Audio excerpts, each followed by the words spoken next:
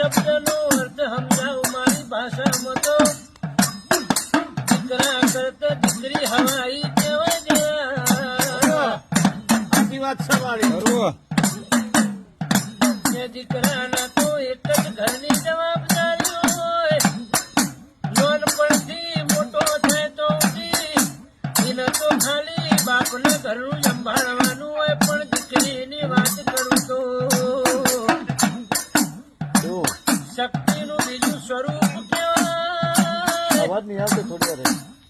એ શક્તિનું બીજું સ્વરૂપ કહેવાય. લક્ષ્મીનો અવતાર કહેવાય.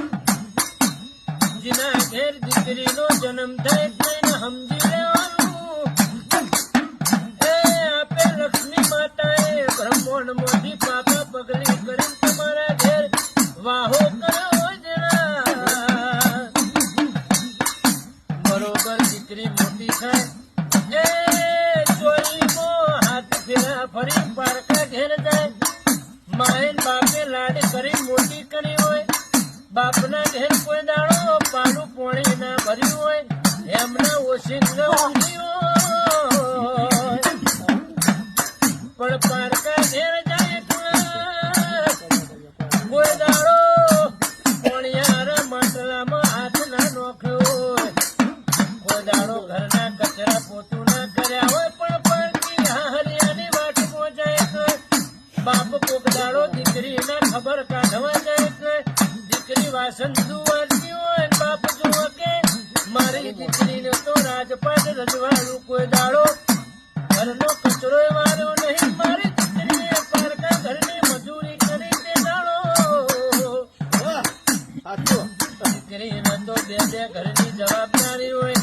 એ આ માવતરની પારકા ઘેર જાય એટલે આ માવતરની આબરૂ ના જાય. આબરૂ હાચવવા માટે પોતાના માવતરને શું સંસ્કાર આપે એની પરીક્ષા હારામ થશે. ઘનશ્યામ ભાઈએ ભાઈએ હું ભણતર મારી દીકરી ભણાવ્યું એવું તો એ પડકા ગોમલાઈના હારાના હાહુ જરૂર કરશે ભાઈ.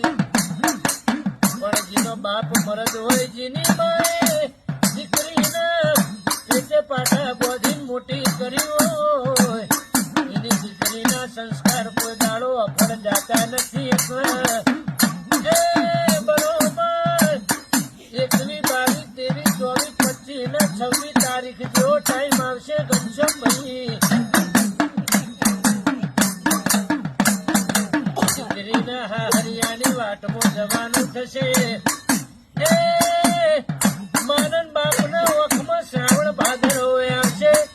એમને એવા વહુ આવશે કે મારી દીકરી તો ઘણા વર્ષો પછી ઘેર જાય છે એટલે માનન બાપનો વખમાં વહુ આવશે. તેના